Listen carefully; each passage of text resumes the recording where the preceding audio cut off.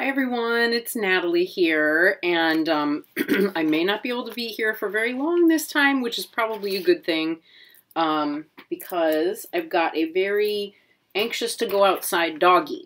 He knows that there's snow on the ground outside and he likes it, so he's looking at me from the doorway.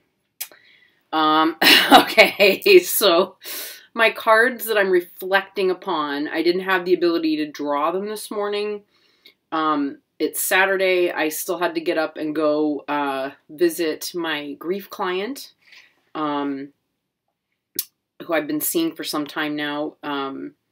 And I usually work on her for, an hour to 2.5 hours, somewhere in there. And today it was just 2 hours. It was kind of an in-between.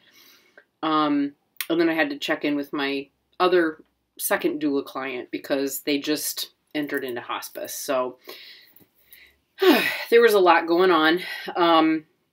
So I've been up and at 'em a lot of the day today, but I was up early enough and then kind of wrestling with the snow outside, and it just didn't work out to try and tape it this morning and then get it put out.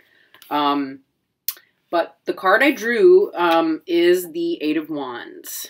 So again, from the same deck, the Ravyness Drakon Tarot.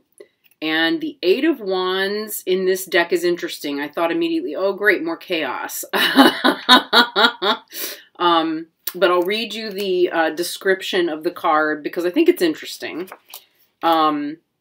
She writes, Ravyness flew within the chaos of the wands, finding her cadence and rhythm within the moment. Each wand that came to be in her grasp led to new idea, which then crossed the next wand.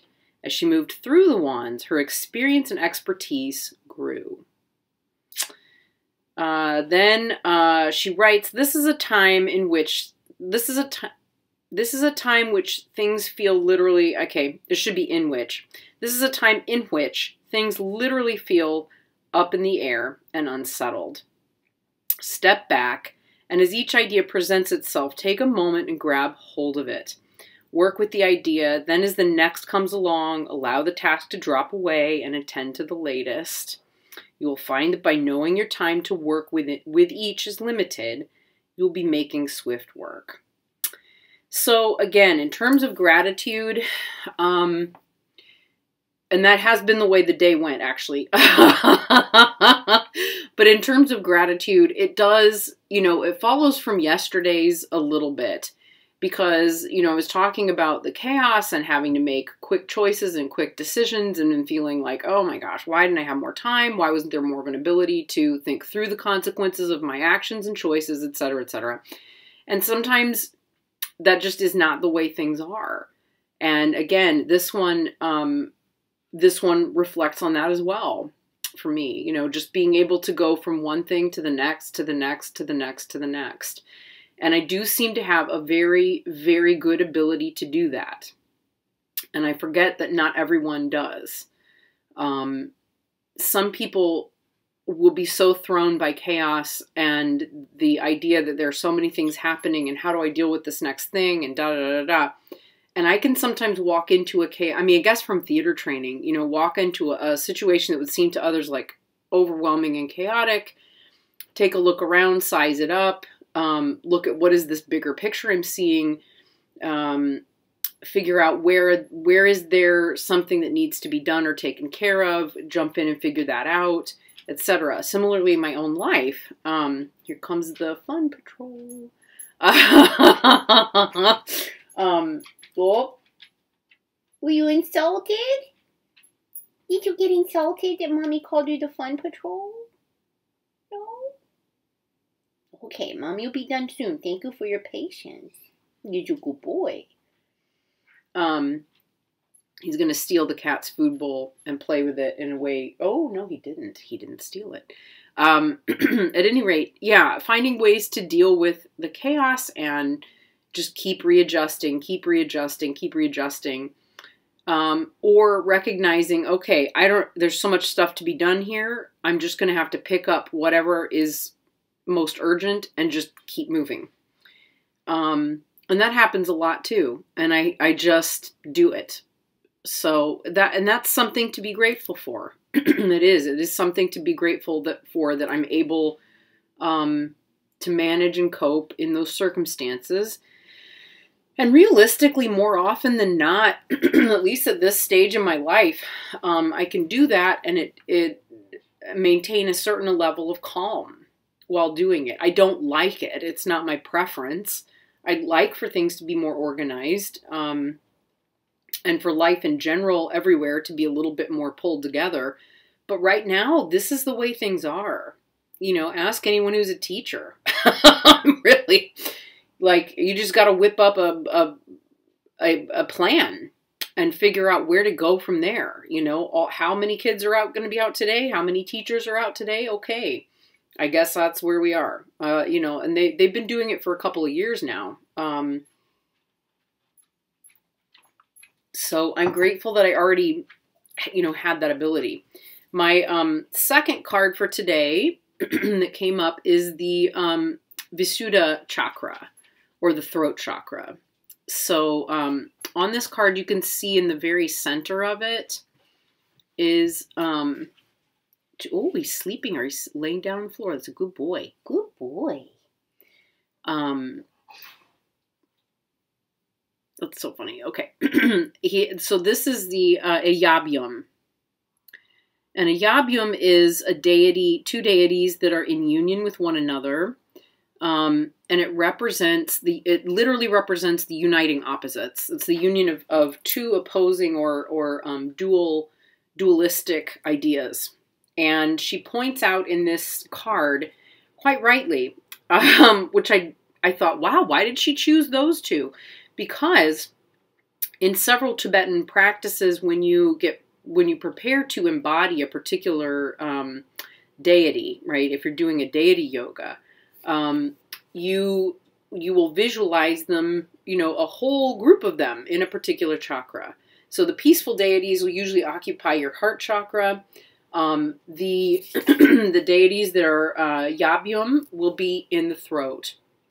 And you picture like all of them in union and in your throat chakra at a time. And then the wrathful ones are usually on the crown.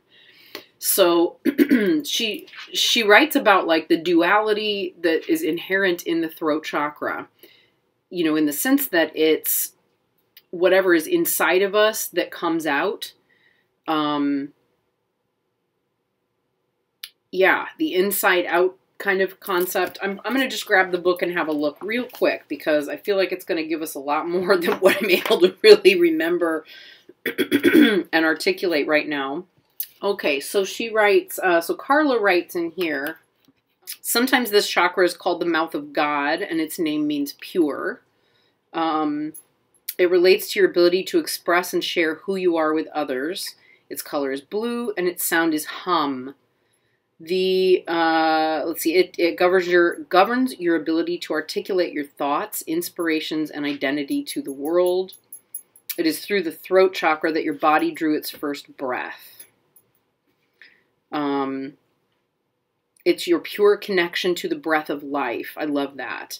Communication through the spoken word passes from the formless realm of inspiration and feeling through this doorway and into the manifest world. It is here, through your words, that you are able to look at your own reflection and see it as it appears to others. She goes on, the Visuddha is the energy center from which to observe and refine your ability to express what lies within. Deeper still, it's the place that mirrors the degree to which your thoughts, words and actions have integrity. As an oracle, she writes, if you've drawn this card, you are being called to speak your truth. Whether this means sharing it with one person or with many, it's important to express your feelings and your wisdom. We all need to connect and share what we are currently experiencing in some form. Yeah, it's beautiful. Then she says that focusing our energy on this chakra takes us on the path of integrity by allowing us to witness where our self-expression and feelings are in alignment and where they're not. In terms of the teaching of this one, she writes, This card teaches us about the importance of self-expression. With its expansion comes empowerment and vitality, and a connection to the world that is fundamental to your spiritual growth and life experience. Yeah, I think this one to me, there's so much in this particular card for me in terms of gratitude. It's hard to know where to start, because it also brings up a lot, as you might imagine. I think what most strikes me is the gratitude that I feel for the audience that I have now, for my thoughts, my ideas, my wisdom, my inspiration, anything that has come to me that I've been able to offer and put out there. I'm just grateful that someone's out there listening. Does that sound terrible? So I'm going to take my dog for a walk, and he's just settled on the floor really quietly. That's kind of sweet. But I do need to go on ahead and go. But thank you so much for being here and for everything that you all bring to the table and share with me as well. You know, if you're someone who's on the recovery from the dreaded,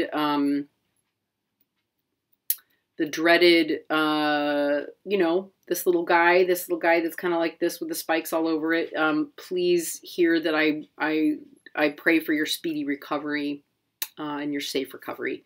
And everyone else, I hope you're staying well. I wish you tremendous love and peace, and I will be back tomorrow. All right, bye.